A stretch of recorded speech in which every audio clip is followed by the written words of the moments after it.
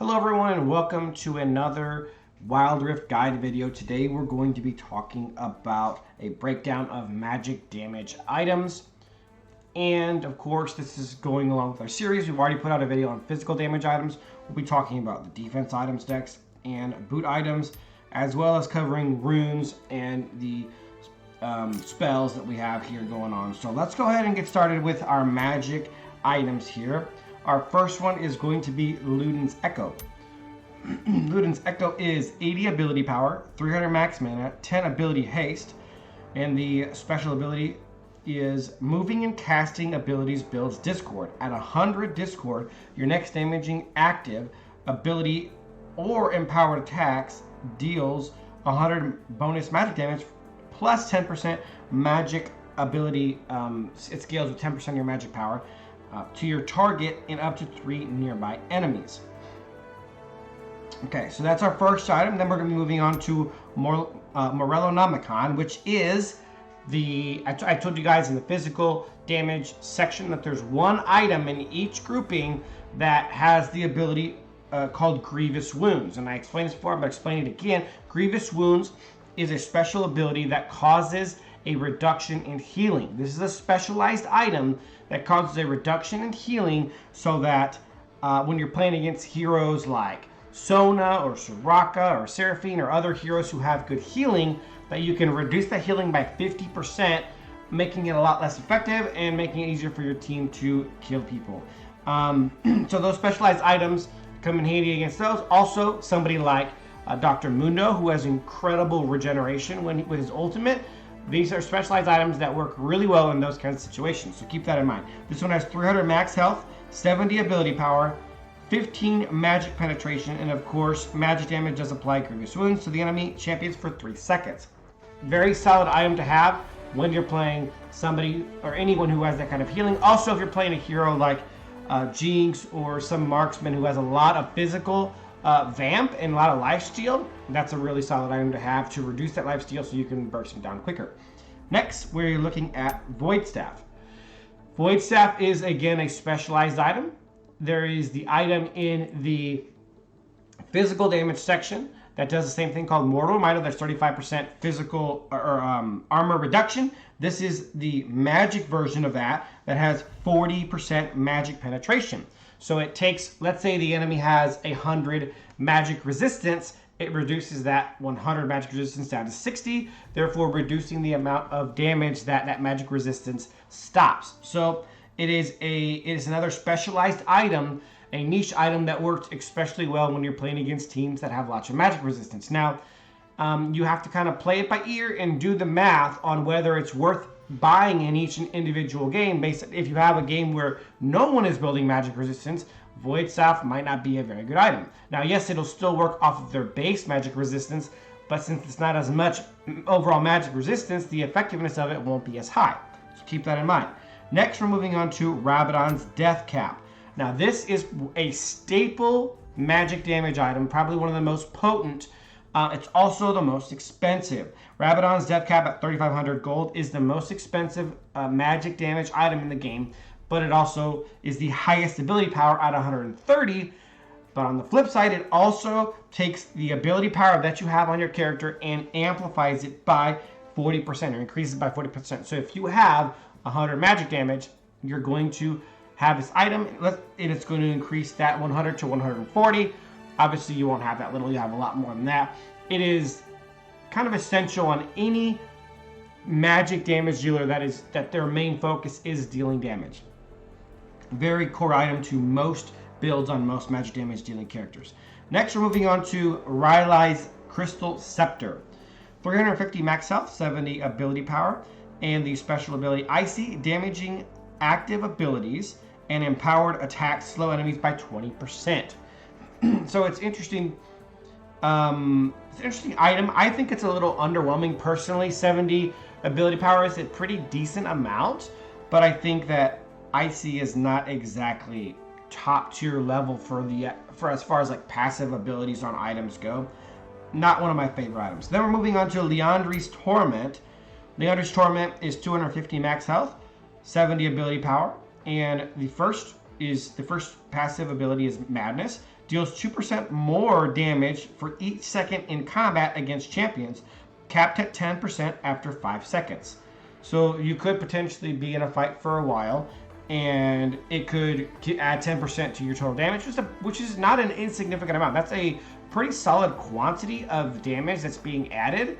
But you also have to be in a fight for a long time, and that's not always easy for a magic damage dealer and mid laner who is fairly squishy. So you kind of have to play it by ear on those characters to find out whether that's worth it for you or not. The second passive ability is Torment. Damaging abilities and empowered attacks deal 1% of an enemy's max health as bonus magic damage over 3 seconds.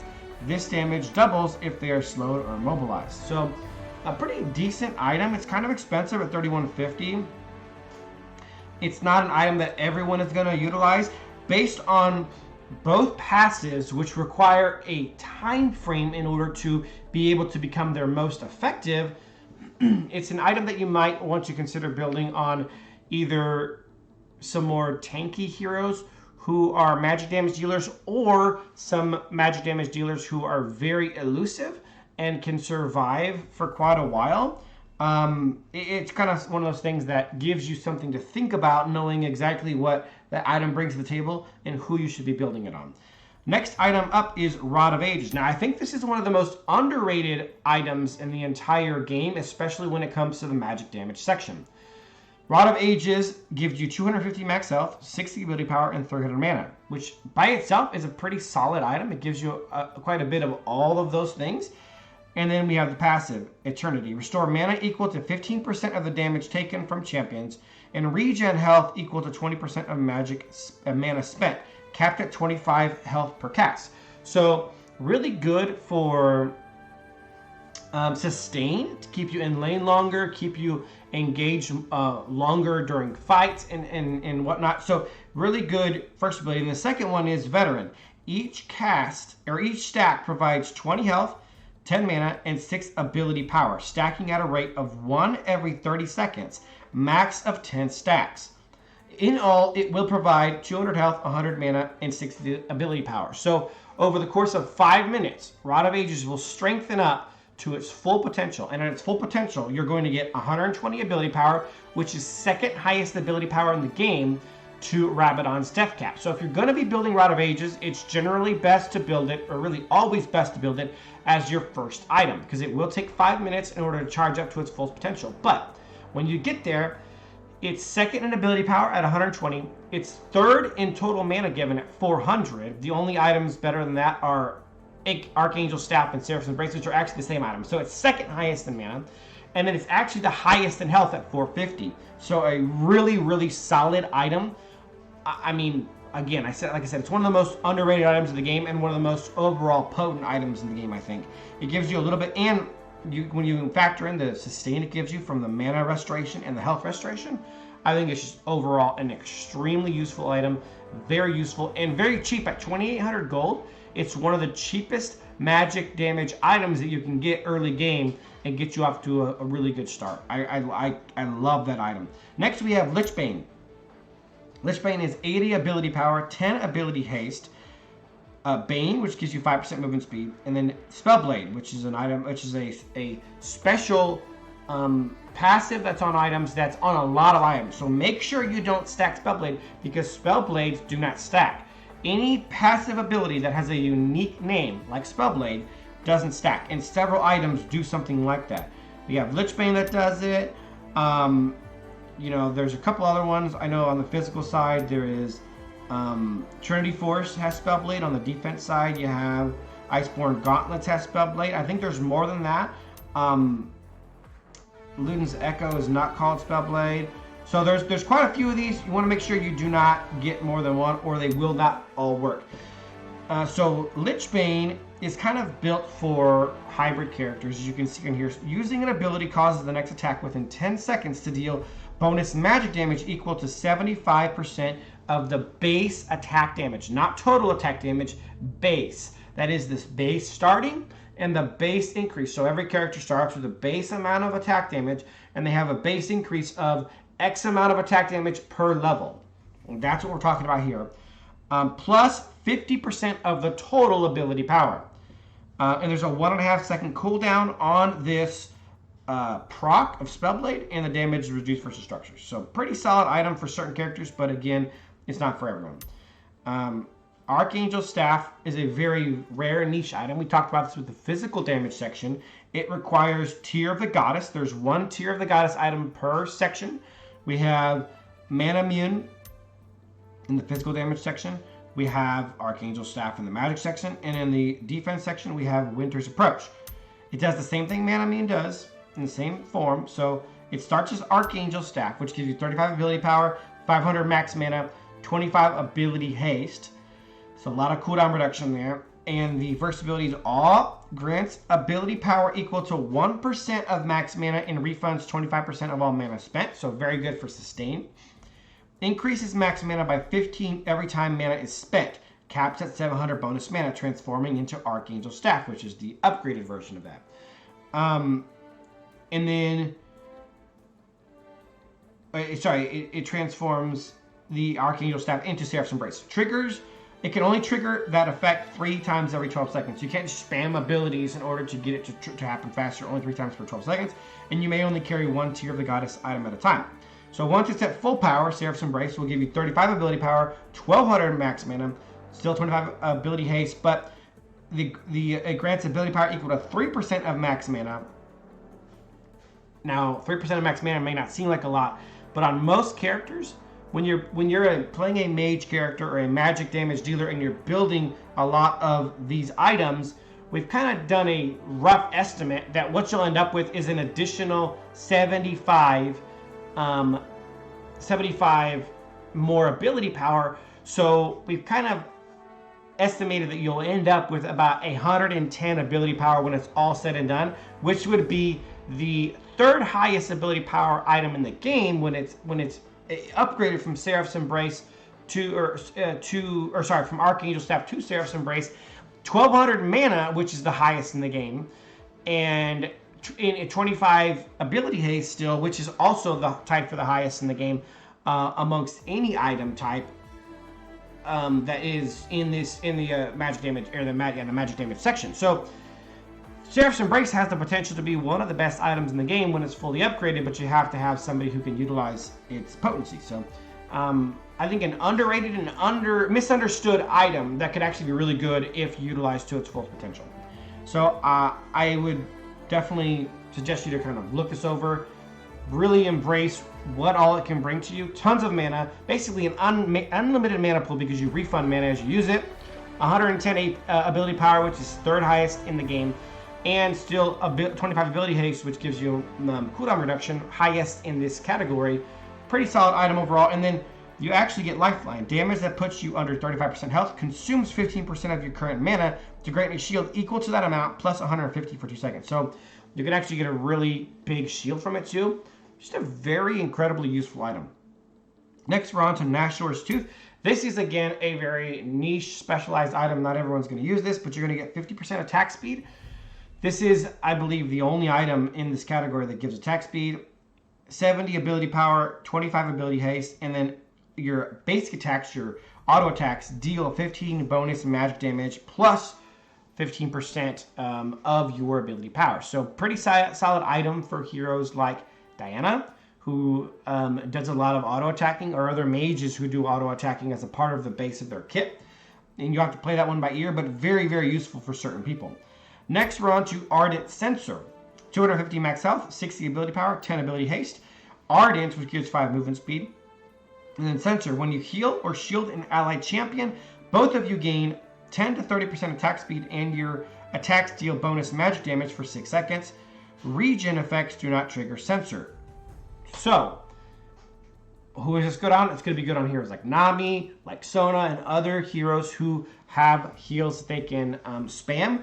It's obviously going to be a very support-centric item, but very good. I mean, it gives you kind of everything you want to support. It makes you a little bit more tanky. It makes your heals a little bit more potent. It gives you cooldown reduction. It gives you movement speed, and it increases your heal. When you heal people, it gives them everything. A shield, attack speed, and bonus damage. I mean, it's a key component to a build that is built around heroes like Sona and Nami, who do quite a bit of healing, Soraka and others.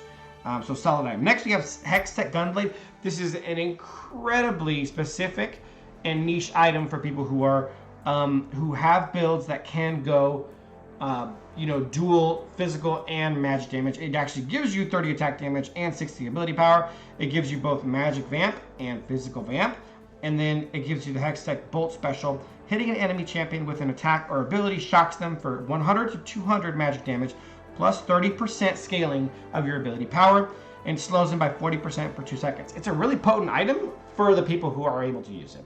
Not many characters are able to make use of that. Then we have Harmonic Echo.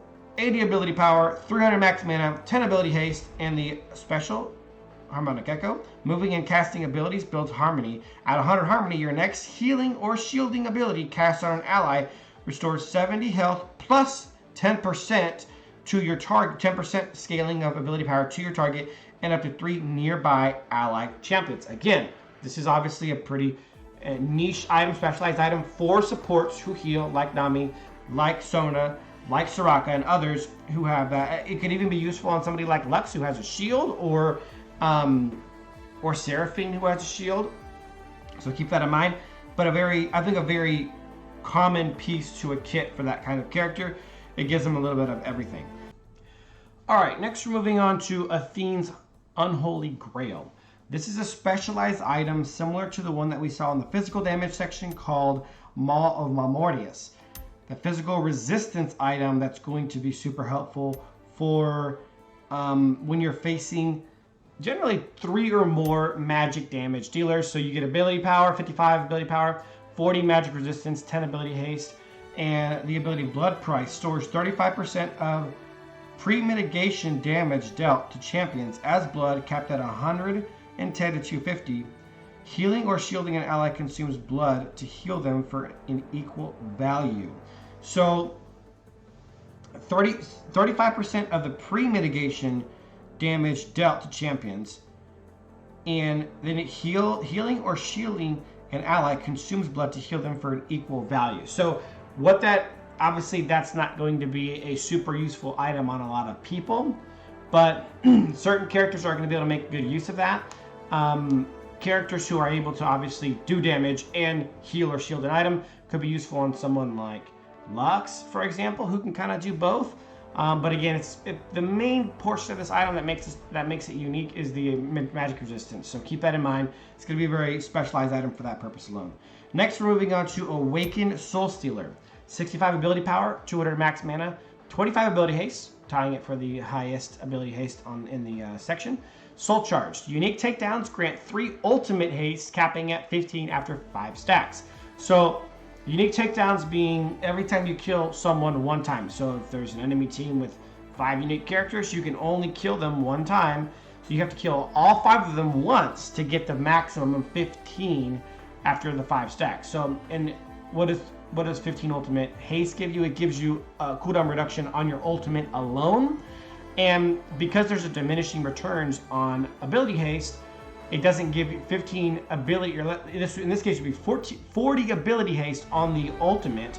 That doesn't mean it's giving you a 40% cooldown reduction. It's actually quite a bit less than that. We'll discuss diminishing returns and ability haste cooldown reductions in a different video. And then the ultimate haste obviously reduces the cooldown of your ultimate ability as ability haste would. So last item, but not least, Infinity Orb. 200 max health, 60 ability power, 5% move speed, 15 plus 15 magic penetration, and then the special inevitable demise. Abilities and empowered attacks critically strike for 20% bonus damage against enemies below 35% health. So this is obviously good for heroes that are more bursty and who are going to get people down to that 35% mark and then just finish them off quickly. Very useful item for certain characters. Obviously doesn't fit the mold for everyone, but still pretty cool item nonetheless. So we have a really interesting variation of items in the magic damage section, guys. I hope you guys enjoyed the video. Next, we're going to be covering the defense items and then the boots and the runes and so on and so forth. We're going to have a good time doing that, and we're going to keep pumping out useful guides for you guys. Thanks for watching, guys, and as always, till next time.